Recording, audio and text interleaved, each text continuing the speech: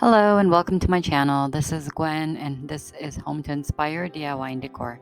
Today I wanted to share a thrift makeover as well as making over a plain Dollar Tree planter using some IOD products and redesign molds. So stay tuned for these projects. I think you will love it. First, I took this planter that came from the Dollar Tree. It's a hexagon shape. They came in black as well as white, and it's just a plastic container. I had my husband help me out with cutting one of the bottoms out completely so that I can create a taller planter. So I wanted to essentially stack two of these planters on top of each other in order to actually get a plant in and have the right depth for the plant. I did need to cut out the bottom portion of one of the planters, and just using a heated wood cutter or blade, you can easily remove this plastic bottom.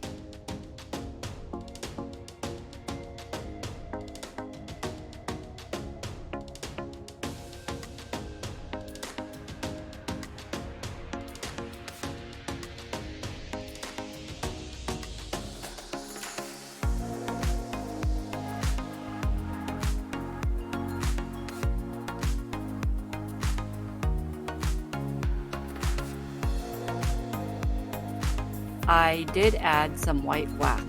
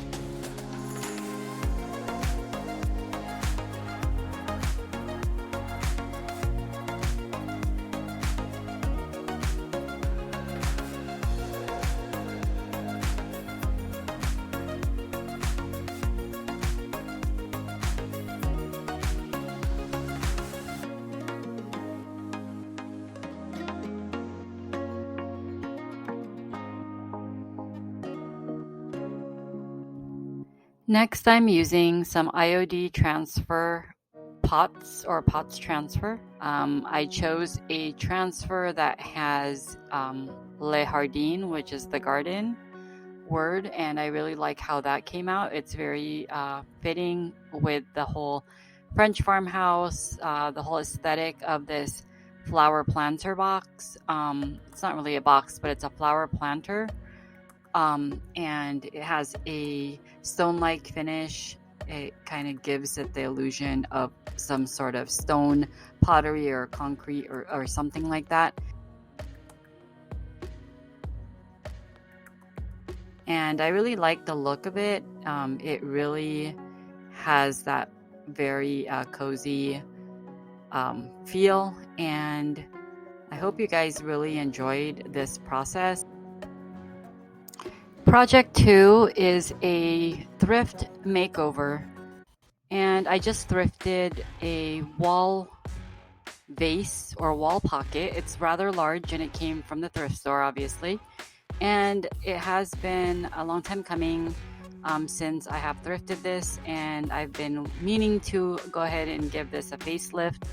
I played around with some ideas. Initially, I did think about using some molds to add to this wall vase. However, I decided to opt for some paint and some rub-on transfers. So I started by painting the entire piece with 2 coats of the DIY paint in the color Aviary. So Aviary is a type of green, and with mineral paint, it does dry lighter. However, when you do clear coat it or use a polyurethane, it does darken up the piece to what the original color should be. So after painting this with 2 coats of the Aviary paint, I made sure to dry this piece completely using my heat gun. I went ahead and sped up the drying process, and when that was completely dry, I used the ephemeral melange booklet from IOD and opted for some roses. With the Aviary paint, I thought that the reds and pink roses would contrast well against the green background. And I went ahead and chose that rose pattern, and just using some painter's tape to make sure that the transfer was laid out on top of this wall base evenly. I just adhered the transfer down to the wall base using that painter's tape.